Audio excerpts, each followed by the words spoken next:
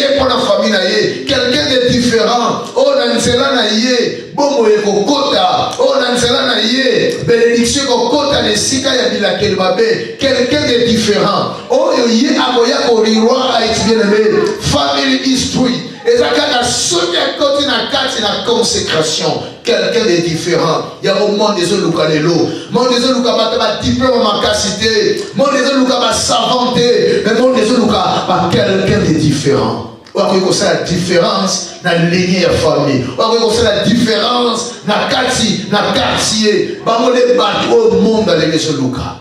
Quelqu'un de différent. Au commando dans la quartier de consécration. Dans cesser qu'on vivre pour la vie. Deuxième leçon, la consécration influence les autres. Dans la vie chrétienne, na moni batu, oyo baza prêt à kokuta na basali nzambe, oyo ba yebana, kaka pona a influencer génération na ye. Na tena musala na nzambe na zingolo ya kobonde na pona batu oyo bakoti na bandaku na nganga kosimba kisi po ba influencer ba partenaire na bango ba continuer kolinga bango. Na kati na musala na nzambe na zi opportunité ya ko découvrir makambo oyo na mosina ko ki ko découvrir te. Batu mususu na kati na libota na bango afanda kana libala te. Mais Yesu libala akei kokangisa partenaire na ye na kisi pour être atesali mabe a influence na partenaire na ye toujours. Bien aimé, influence oyo baki kokanga na ndako na nganga. Un jour nzungu ya nganga ekopola. Un jour ndako ya nganga ekozika. Mais influence ya malamu, eza influence yo uti epai na nzambe. Oyo uti na nzela molimo mosantu. Yango nde mutu ekoconvaincre. Bien aimé le Seigneur, kisi ya libala ezali kisi yo bazwi na ndako ya nganga te, mais ezali amour. Soki bolingo efandi réellement, libala ekokontinue kolala kitoko parce qu'il y a de l'amour na kati nango. Yango même Christ alobi na biso, l'amour couvre une multitude de fautes.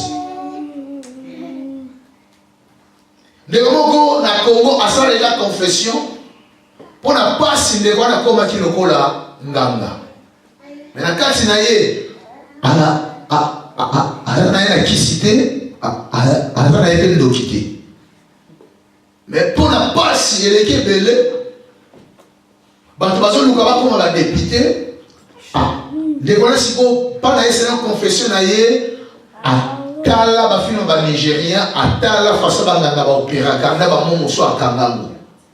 Na mukoboko aye na kata kambo mutu moko aye lobi ke non ye pena aji pena libala malamu alengi pena asimisa libala wana.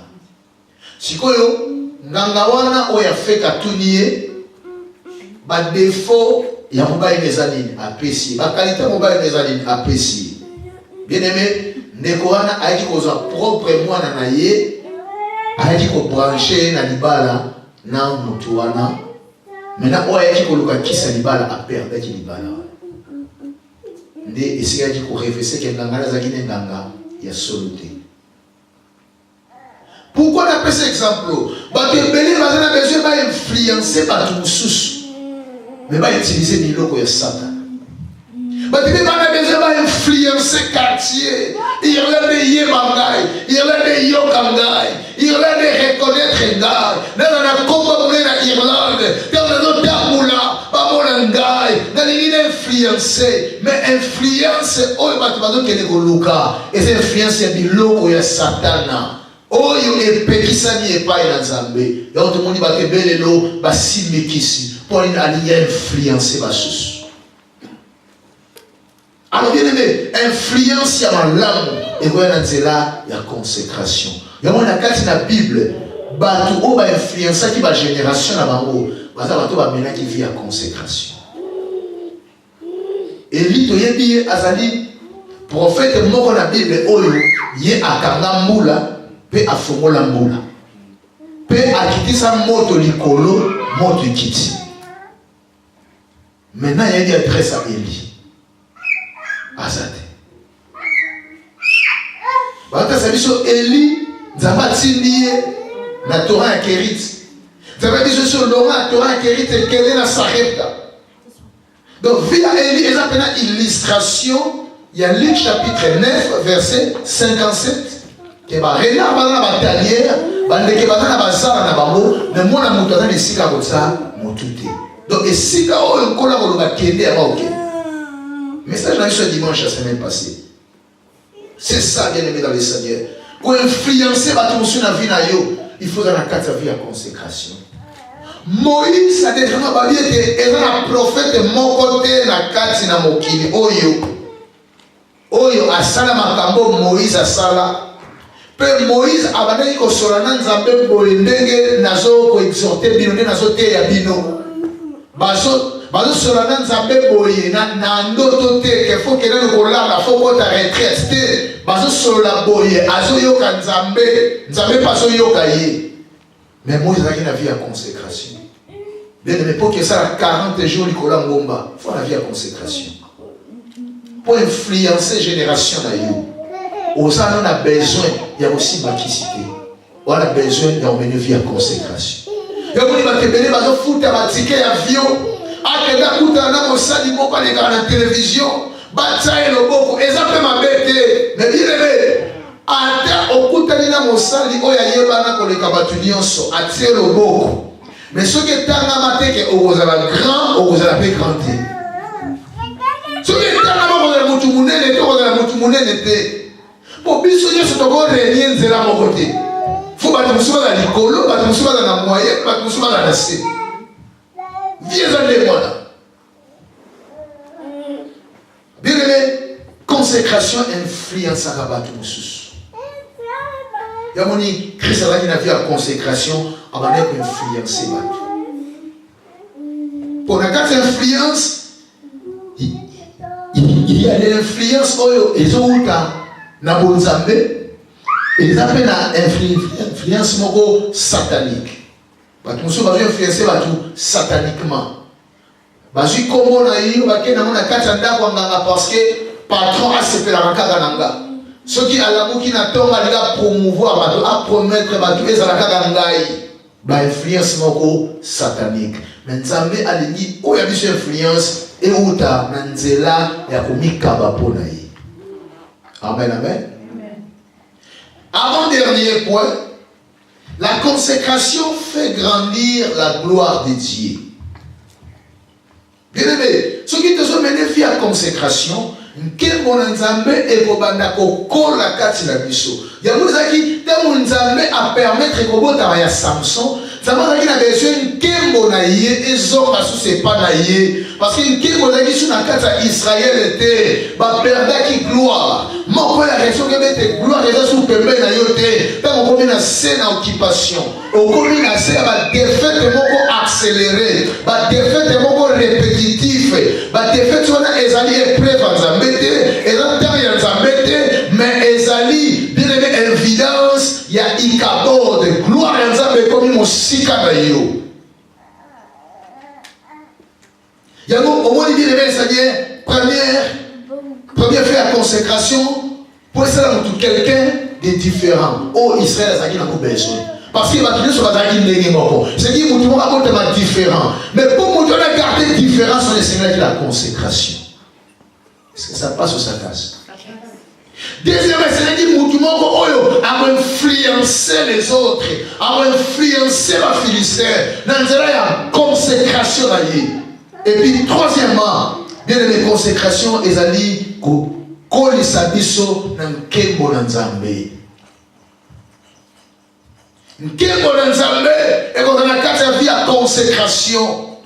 Yango soki na ba église oyo na sepelaka nango makasi na kati na monde entier, c'est l'église primitive. Église primitive ezali église ebotobaki mokolo ya Pentecôte. Babylone mosusu biso tobengaka bato baya komona ngo na bacampagne. Mais l'église primitive bandi kosema na baréunion prière na bango sango tu basala bafiche parce que bazalaki na vie ya consécration. Consécration ekolisaka nkembo ya Nzambe. Yamoni bato oyo bakoltaka na consécration satanique bato wana mpe bazwaka gloire ya diable ekolaka kati na bango. Alors, quatrième chose, bien aimé dans le Seigneur, la consécration nous fait devenir un instrument dans les mains de Dieu. La consécration nous fait devenir un instrument dans les mains de Dieu. La consécration nous fait devenir un instrument dans les mains de Dieu. Actes des Apôtres, chapitre 9, verset 15. La consécration nous fait devenir un instrument dans les mains de Dieu. La consécration nous fait devenir un instrument dans les mains de Dieu. Actes des Apôtres, chapitre 9, verset 15. Consécration, et ça n'a pas surtout comme un instrument dans ma bouche en Nzambe. Bien aimé, Nzambe lelo, a besoin de nani oya ko salela. Ba nani oya ko utiliser. Ce qui est comme instrument dans ma bouche en Nzambe, Nzambe a ko utiliser yote. Tout dans le Actes des Apôtres, chapitre 9, verset 15, tout le monde a dit liloba Nzambe est allé sur. Actes des Apôtres, chapitre 9, verset 15. J'ai lu au nom du Seigneur. Mais le Seigneur lui dit, va, car cet homme est un instrument que j'ai choisi pour porter mon nom devant les nations, devant les rois et devant les fils d'Israël. Comme un instrument dans ma bouche. Bien aimé, dans mon côté, la retraite, c'est la puissance, à la question de la télé, à la télé, ça ne me télé. Mais secret à puissance dans la vie chrétienne, c'est comme un instrument dans ma bouche de Nzambe. Tu vois pourquoi? Parce que ce qui nous a mis à l'ingui à bikisa, nous avons pas ça là quand on a un instrument. Nous avons utilisé pour bikisa. Ce qui est là kangola, nous avons posé un instrument à utiliser pour kangola.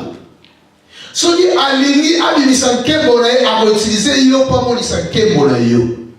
Yamuni na batu mususu ba gaspiller ngonga kosenga nguya na Nzambe. Okozwaka nguya te soko komi instrument te na maboko na Nzambe.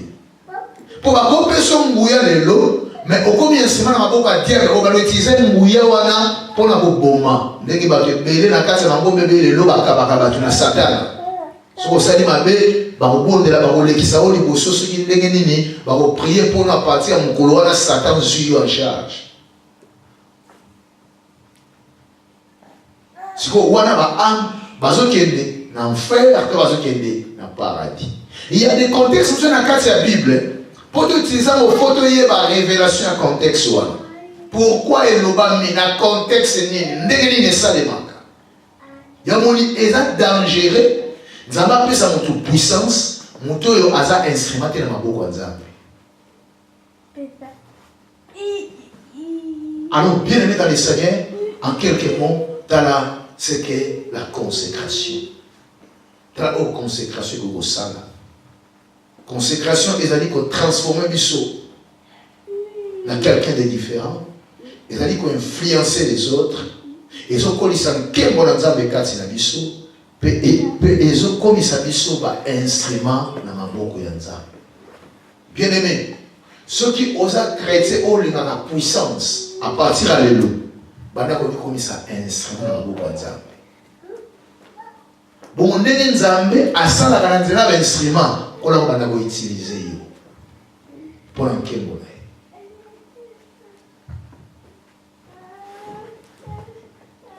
Est-ce que osa prêt dans un instrument na boko Nzambe?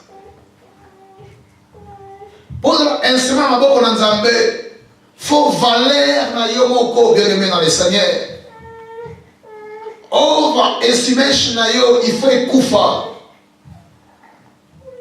Batunsu bazalina self-estimation is over et au délai oyazali.